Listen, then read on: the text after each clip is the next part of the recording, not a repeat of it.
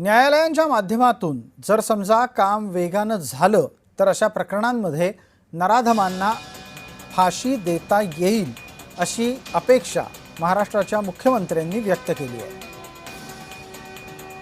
त्यांनी प्रकरणावर समाधान तर व्यक्त केलंच, पण त्याचबरोबर विरोधकांनीही निकालाचं स्वागत केलं।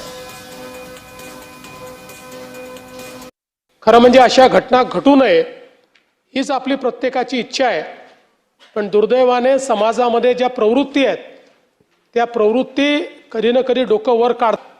त्यामुळे आता या केसमुळे आपल्याला एक अनुभव आलेला आहे की जर वेगाने काम करायचं ठरवलं तर अशा नराधमांना अगदी कमीत कमी वेळेमध्ये म्हणजे 2 महिन्याच्या आत 59 दिवसांमध्ये देखील फाशीपर्यंत पोहोचवता येतं।